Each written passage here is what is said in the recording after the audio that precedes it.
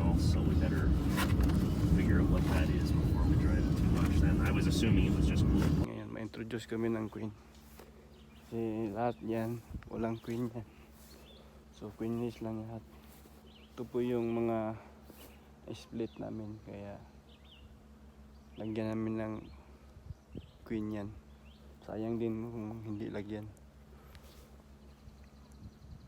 So pakita namin maya yun.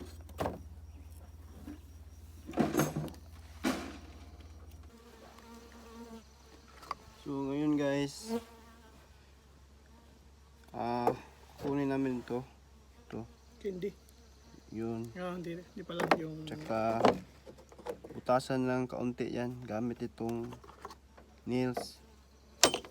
Butasan kaunti para madali lang nila anuhin. Yung kaso ma-accept na nila.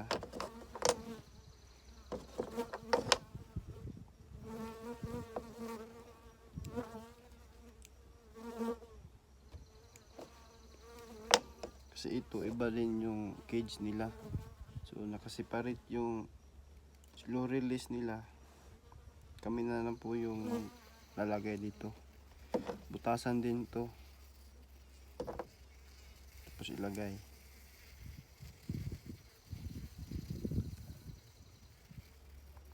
Ito po.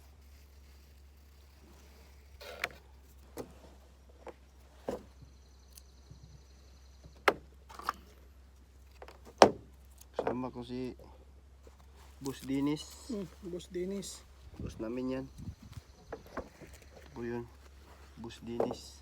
Pakita mo yung mukha mo kasi Gapo. baka sabihin nila recorded yung video natin.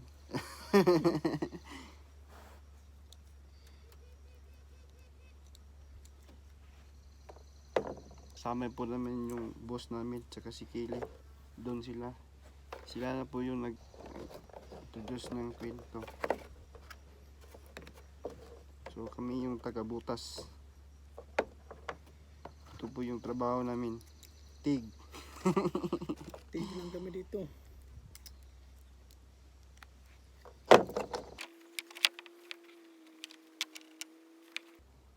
Ito po yung mga hive na ito. Ito po yung mga finisher.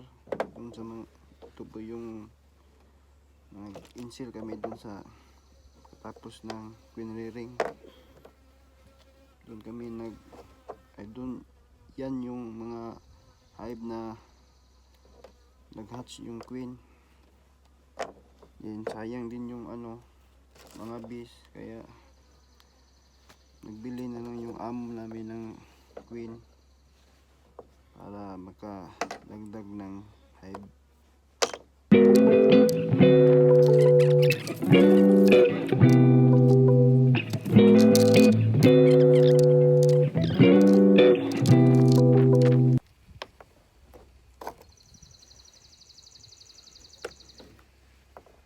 Say hello to my vlog, boss. This is our boss. Boss Mike, our beloved boss.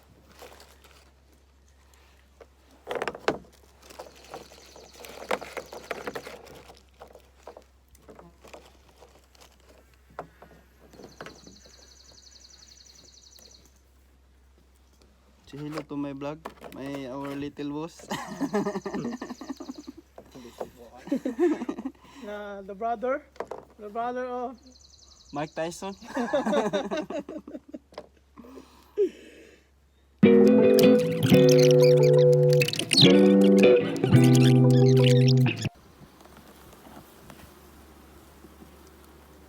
ganito po mag-introduce ng queen. Yung cage ilagay talaga sa gitna kasi most of the time yung cap brood natin sa gitna talaga. So yan po ilalagay yung queen cage pag nag-introduce kayo ng queen. Yun po yung proseso. So nakita nyo maliit pa yung base kasi splits po yan, kaya maliit pa.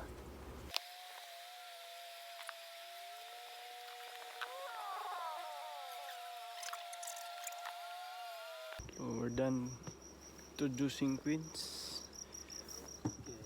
60 splits.